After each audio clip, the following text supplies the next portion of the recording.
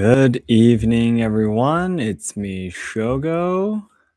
Good. Welcome to the podcast live stream. It's actually been a while since I did this. 2 weeks, maybe? Just a week did I skip? I actually forgot. I think it was just a week. It's really good to not see you, but you can't see me. But yeah, I hope everything is fine. Let me just double check with the sound. Be great if you can let me know in the comments too if everything is working good or not. And I'll love to get started as soon as possible so that the people listening to the archive wouldn't have to listen to me checking the sound every time. Yeah, I think everything sounds good. At least on my personal smartphone, sounds good. Okay, thank you so much, everyone. It's good to see you. All right. So, the reason why, by the way, as probably many of you already know, the reason why I wasn't able to do the podcast live stream, I think last week, because I was Kazu came over to Kyoto and we were doing a 5 day intense video filming, which we did something, which is something that we did at the end of September too, actually. And thanks to Kazu coming over again, we were able to do it. And if you've seen my Instagram posts, we actually went to a lot of amazing places, and that would be on it's a video we're really looking forward to posting. Tomoko is working on one of the videos. The first day actually, she's already doing that for me. Yep. So that is gonna be really cool. And thank you so much for all of your comments. I think yeah, Penguin. Okay, good. Great to see you once again. It works. Yes, perfect. You've been gone a long while. Been missing you, actually. In fact, oh, I'm glad you say so. Yeah. So the 5 days we were really busy.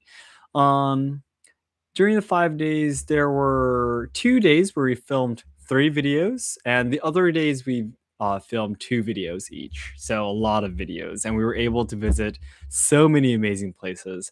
And from now on, because we're able to edit videos at a higher speed pace now, thanks to Tomoko getting used to the editing and my wife Harumi shifting over to video editing more from her web design work, we're able to post more videos. So we're actually going to be tomorrow is oh yeah I can actually tell you guys in the podcast here because I already made a post on my main channel. I asked gathered I asked you guys to let me know if you have any questions for Waragiri Battosai-san, which is the very famous Yaido Batto Doka. I'm actually it suddenly got decided. Actually, I'm going to be talking with him tomorrow over Zoom. And otherwise, I have another collaboration video I'm hoping to filming next week. And who that person is, you'll be finding out soon in my main channel also, because I'll be asking for any questions you'd like to ask him as well. Otherwise, there's another collaboration actually. This time, it's the first time I'm going to be interviewing a woman. She's also a very famous person on YouTube, and I'm very excited because she actually is a person that lives in Kyoto, and we actually we really should work together in doing a lot of things together. So yeah, I'm really looking forward to talking to her too. And other than the collaboration videos on there's actually one more that we're going to be filming next week with Tomoko, Harumi, and I. I think could be the first time of the three of us shooting a video together outside. So I'm really excited about that too. But I'll still keep that one a secret. It's personally sounds really what should I say? It's really exciting for me. hmm Hi, Shogo. We have about minus 20 degrees Celsius here. That is way too cold. How are you? I am doing okay, actually. I think, I guess it has been getting colder in Kyoto, but my hands have been doing a lot better. One of the video filming, oh yeah, you'll find out in our newer videos. But by the way, the things we took part in some activities But I did not actually do it. It was Kazu and Tomoko doing it in the main video. I was more like the cameraman. I'm talking behind the camera, so I was able to hold on to hand warmers the whole time. So I was completely fine. By the way, we actually stayed at a ryokan, which was super super cold because it was a Japanese style house. That actually damaged my hands a little bit, but otherwise I've been on very very good. Mhm. And by the way, Penguin, you have been giving me so many ideas. Thank you so much. Comparison of views on Katana. Uh-huh. I'll be able to see the chats later too. So I'll definitely I won't be reading everything out loud. I'll probably lose my voice. So I'm reading everything right now. Oh, I'm so sorry. Sorry. Bad alarm came off. Came on. Topics could be the professional relationship between Kendo and Yaido. Yep. That would be really cool. Mm, or maybe no one else has dug up yet. It could be popular with many people. Yes. That would be really, really cool. Yeah, right now I'm really focusing on interviewing individuals, but really I hope because winter time is really hard for me to move around, especially with my symptoms. But once it gets warmer, I really want to visit dojos in Kyoto, like not just Iaido, but also like Kendo or Jodo or these kind of dojo would be great if I can visit them and kind of interview the people as I watch them train and ask them about what kind of training they do. I think that'd be really, really cool too. I'm pretty sure it's really difficult. Of course, not every dojo will accept YouTubers coming into their training area and letting us film. But I really think that some places would still allow us. So that would be really cool if we can do that. And Alicia, it's good to see you. Hey, Shogo. Night talk sounds so funny for me because it's 3 p.m. for me in the afternoon. Yeah, I bet so. Yeah, it's 11:37 p.m. right now in Kyoto. So it's 20 minutes before midnight. So completely nighttime for us in Kyoto. Yeah. So yeah, recently I have been really on focusing on interviewing and doing collaborations. I just don't really know why I wasn't doing these kind of videos in the past. I guess I just simply wasn't that confident to go and ask other people for interviews. And thanks to Yusuke from Karate Dojo Waku, and also my other friends, and also Ichikawa-san from Ninja Dojo, we started to gradually gain confidence on how to shoot the videos, how to prepare the questions, how to edit the videos and everything. So I guess and I personally am really just simply enjoying, the filming of interviews and collaborations so much because I'm able to talk to the professionals of each field, right? Because I know, of course, I read tons of books. I mean, I read a lot of books. I mean, what should I say? I am pretty confident that I do an okay amount of studying. Yeah, but still, the people who really dedicate their whole lives or, hours and hours of their day into what they're training or what they love, I cannot obviously, win that. So it's just so much fun to talk to them. And we're really, what should I say? In a way, the Kyoto Hidden Gem series, we really, really enjoy it, but we have kind of created this template, of going and shooting and filming and editing and everything. So I wanted to, I guess, challenge something new as well. So right now we were really focused on trying to sophisticate the template or the style of collaboration videos as we enjoy really talking with each professional. Yeah, and I really, yeah, this is a topic about the videos we posted on this week. The Ichikawa-san's interview, not just me, but also Kazu and Tomoko, we were just so, what should I say, stunned with what he told us, about the ninja and the ninja way. It was just really, really interesting. I hope you took a look at it. I know it's really difficult, always read the subtitles and such, but still, the stories were just so touching and amazing. We were so moved, and that's exactly as I was saying I was talking about this for a long time in my morning Instagram live streams too, but that interview is exactly the reason why I really got more interested in ninja too, because the ninja way or nindo, it really just sounds much more. It made more sense to me compared to Bushido. Bushido says that Bushido it was the ultimate goal. Bushido is peace.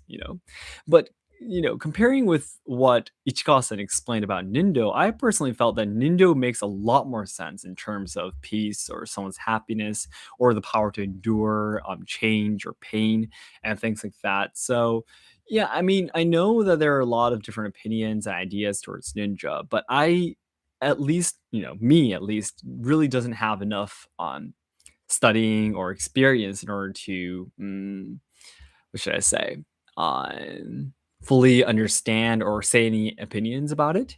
So I just really, really want to learn more about them. And that's exactly the reason why I joined the Nindo Association that Ichikawa-san mentioned at the very end of part two. So I'm really, really excited to learn more about the ninja. hmm All right. Thank you so much for all of your comments. Wow, it's really, really cold in some places, isn't it? 15, yeah, 15 sounds nice. Not too cold, not too hot.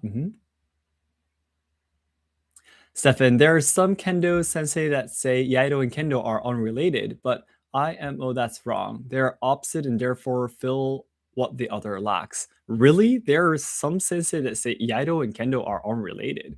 That is, as you say, that is completely wrong. Iaido and Kendo are basically, two sides of the same coin. Is that the right way to express it? Two sides of the same coin? Yeah. I think you get what I'm trying to say, right? Because basically, Iaido is, as I explained in one of my videos before, the name Iai is taken from tsuneni de kyu ni awasu, which means to always be focused so you can react to any situation. Basically, the situation where you use Iaido skills is where you're living your daily life and you suddenly get into a fight and you react to it. So basically, your first battle or the first unsheathing of the sword is the most important point. But kendo or kenjutsu is not there. The main the emphasis of the skills is you have two people having their swords out of their sheaths already and saying, okay, let's fight. That's the situation where kendo and kenjutsu starts. So it's completely different, but it's on the same line. So it starts basically with iaido and or ei skills. And if ei skills is not enough to finish the fight, it moves on to kenjutsu or kendo. So basically, it's like on the same line. And for example, if your sword doesn't work, it moves on to jujutsu or other, should I say, hand-to-hand fighting combat. So I would definitely say, as you say, Stefan, it's definitely on. What should I say? Not exactly the same, but they're definitely related. Yes. As I think I'm going to be talking about that soon in my new videos. I'm actually writing a script right now, but I'm going to be talking about the martial arts and skills that the samurai trained during the Edo period. And there's actually this phrase, I guess you could say, that represents how many things that the samurai trained in the past. And we say that they actually trained 18 things. And those 18 things, well, it's just a saying that says the samurai train a lot of things, and we say 18. Not every samurai trained 18 things, but for example, it does include riding a horse, skills to ride a horse, swords, spears, swimming, of course, and also bows and arrows, shuriken, and so on and so forth. So jujutsu, of course. So they train a lot of things. And as you often explain, Steph, and I completely agree with you when we say that on studying or learning or training a martial art, like one martial art, is basically you're understanding just one side of this I don't know, what should I say, a crystal? You're just seeing one side of the box, basically. So in the past, like today, somehow, I actually talked about this with Ishikawa-san the other day when I met him.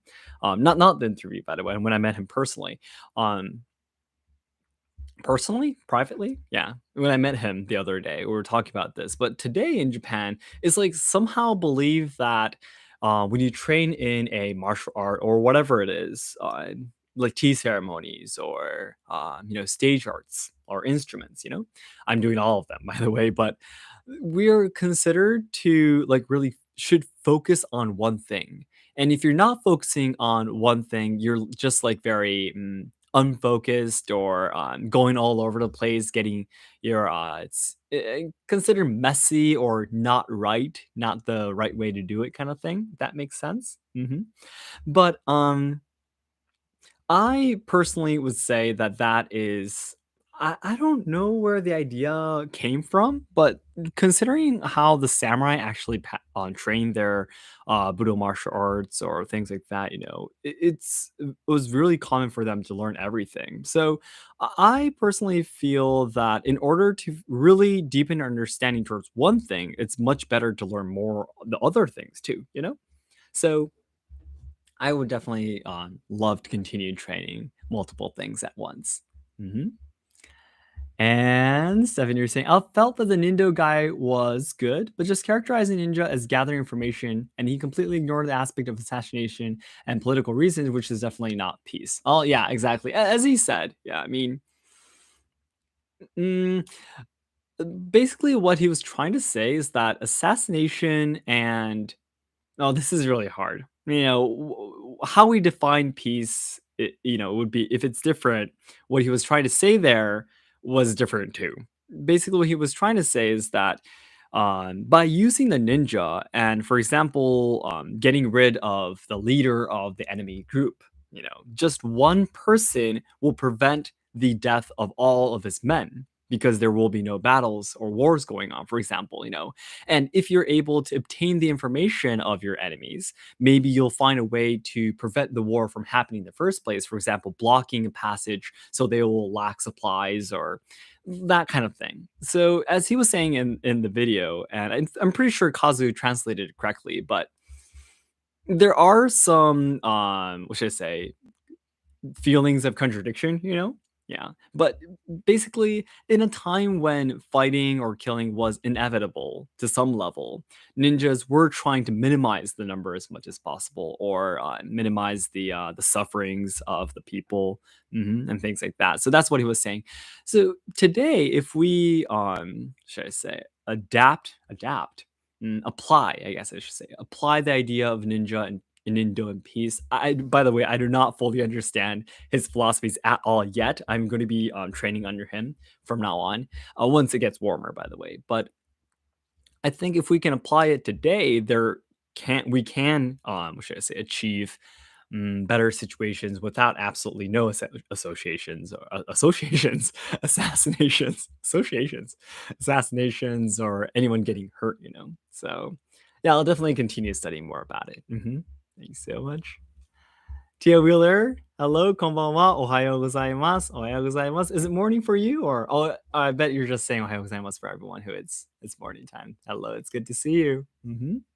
And yeah, by the way, in between the two interviews, interview Yusuke and Ichikawa-san, I actually posted a video talking about the strongest swordsman in Shinsengumi 2. I was really happy to know that a lot of people really enjoyed the video. Yeah. To be honest, I am a big Shinsengumi fan, and I love studying about them. I love talking about them, personally. But I think was my first video where I talked about Shinsengumi. To be honest, it really didn't get that many views, unfortunately. So I was like, oh, okay. Well, yeah, some people, if you watch Gintama or Hakuoki or Golden Kamui, or if you watch these anime or manga, you might know. About Shinsengumi, but I was like, okay, so not many people are really that interested. But this time, this video, I don't know, it was just by coincidence, or maybe before I knew it, maybe more people who are subscribed to my channel or were got interested in Shinsengumi. But yeah, I just got so many messages and comments saying that this video is like really interesting and so fun to watch because I get to learn more about Shinsengumi. And I was really, really happy. I was seriously not expecting so many people to enjoy the video. Well, that's a weird thing to say. I mean, I always make my videos seriously, yeah, but I wish I say, in a way, I don't want to make video. I don't always want to make videos that will like get a lot of numbers. If that makes sense. I want to make videos once in a while where I know someone is looking for this information. Maybe not a lot, but for some people, this video will be really interesting. I really am a guy who wants to make these kind of videos once in a while, if that makes sense. And originally my intention was that for this video. Yeah, but I was really, really happy that everyone seemed interested. Yeah. And it was great. As a Shinsengumi fan, I really like Saito Hajime probably the most. Saito Hajime. Yeah, I just really like how he just is really respectful and loyal to Kondo until the very end of Shinsengumi. And also the fact that he was very, very strong and that he lived till the end. And I also like how, even though he was really loyal to Kondo, even after the Shinsengumi was gone, he actually became a police officer of the new government. So he was, what should I say, in a way, very flexible, right?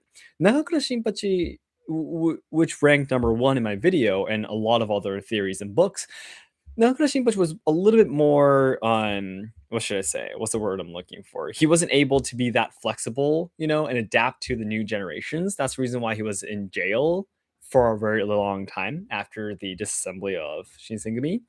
And he was able to go to some universities and teach kenjutsu and kendo and kenjutsu and stuff, but still he really didn't play such a big role in society anymore from there. So, considering that, I think that Saito Hajime probably had the biggest impact in Japanese society or history itself, if that makes sense. I mean, Nagura Shinpachi did leave a lot of information about Shinsengumi of the group itself. So, in a way, that was a big impact for Japanese history and society. But you get what I mean, right? He actually worked for the government again. So, he basically dedicated his whole life to working for the good of that time. Well, at least what he believed was justice. But I really, really like on his philosophies and ideas. So that would be my favorite Shinsengumi member. And there's actually one more video.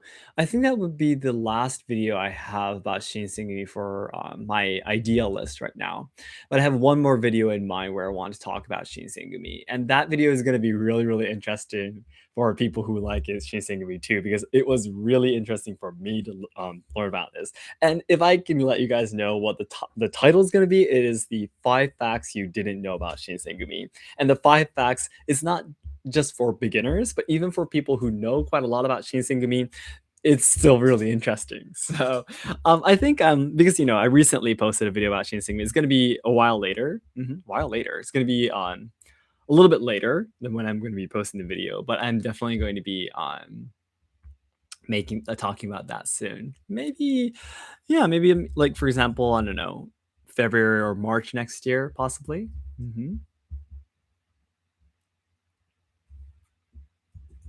And another idea could be very difficult, but as a Kyoto-an yourself, Kyoto-an, okay, you can have easier time trying to interview Michael or Geiko. Yes, they have hard to reach, but I haven't found a single Japanese YouTuber who has managed to get an interview out of one. I believe there is a demand for a view into their lives, hopes, and dreams. Could get a high view count, Shogo, and get you close to your million subscriber goal. Thank you. On Penguin, that is exactly what we did during this 5-day video filming, by the way. If you saw my Instagram account, I actually posted already a very short video of her, the Michael that we met this time. Geiko, no, we haven't been able to meet a Geiko before. As you might know, or might have seen my videos in the past, mm, human relationships, the what should I say, the business related, or the relationships are just really, really difficult in Kyoto. you know um For example, you really have to be introduced by someone, you know, in order to be able to meet that person. You can't just search the internet and directly contact them.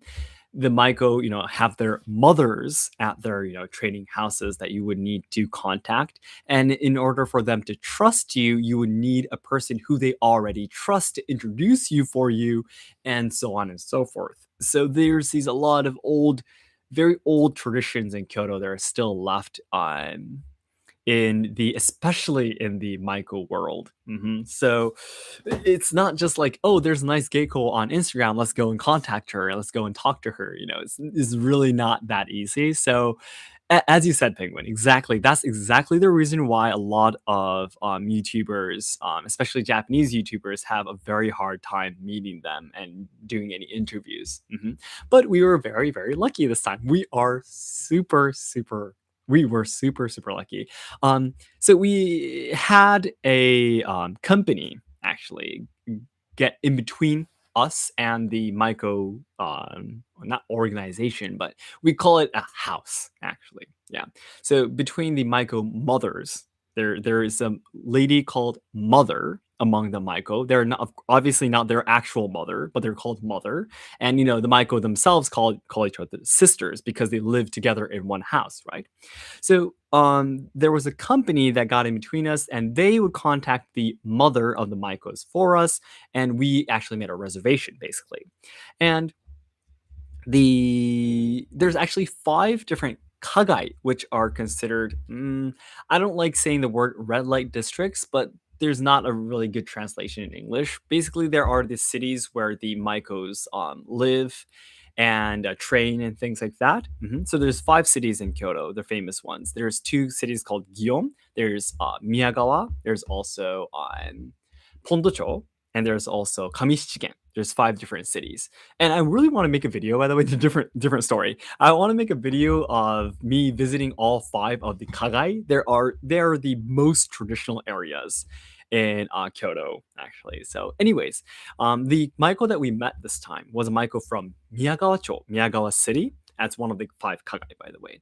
And I won't be telling you any more than this, but she was actually the most popular Maiko among the Miyagawa city at the moment. Maiko can only be Maiko for about 5 years, actually. So maybe the next time maybe we won't have an occasion to have to talk to her next time because she might actually not be a Maiko anymore.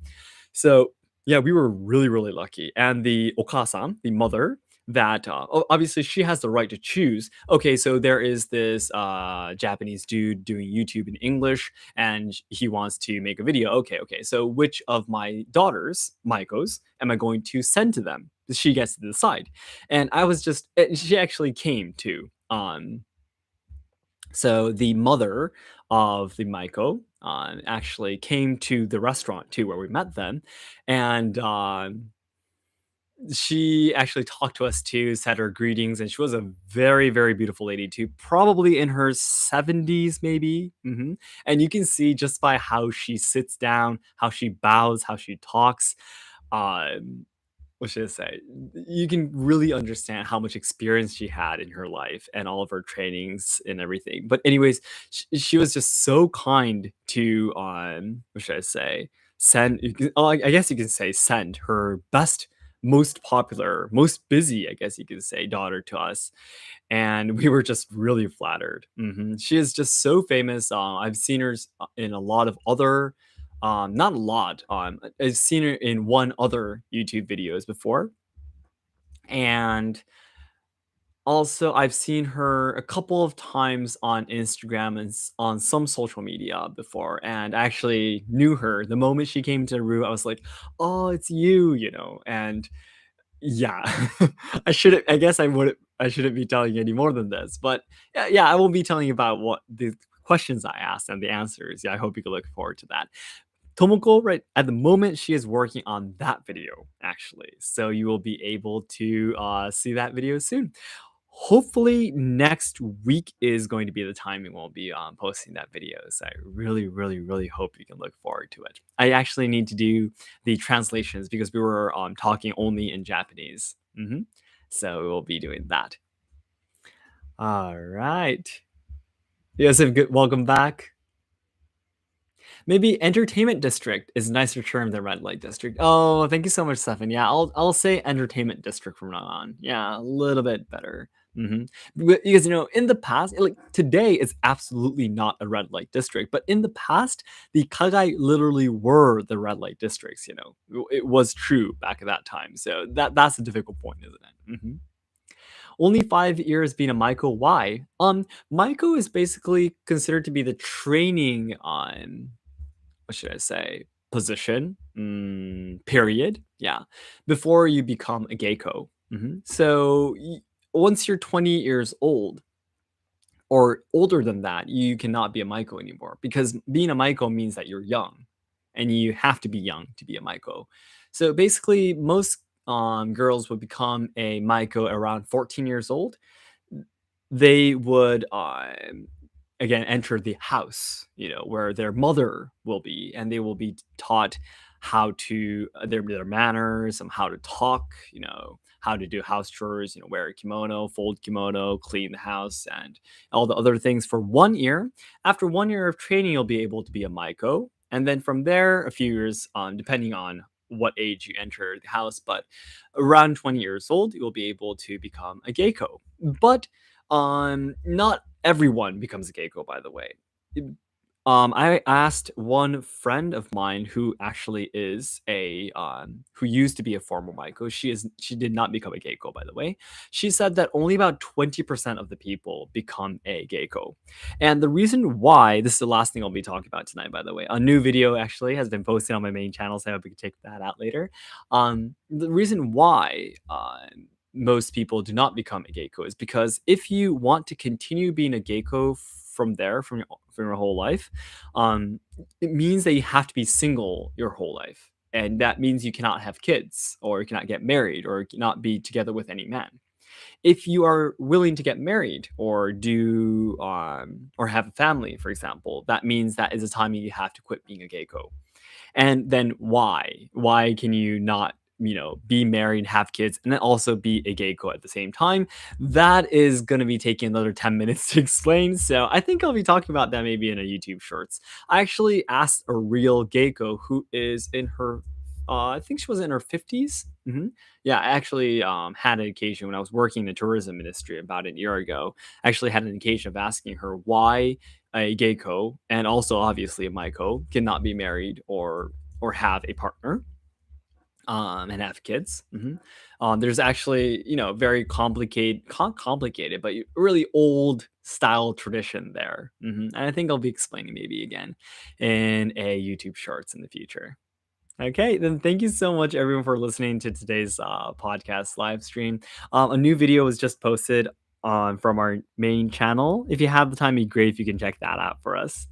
And thank you so much. Next week I'll be here. I'll be around just as usual. So I hope I'll be able to talk to you next week too. Okay, and yeah, please look forward to our new videos as well. Thank you so much, everyone, and good night. Bye bye. Thank you so much.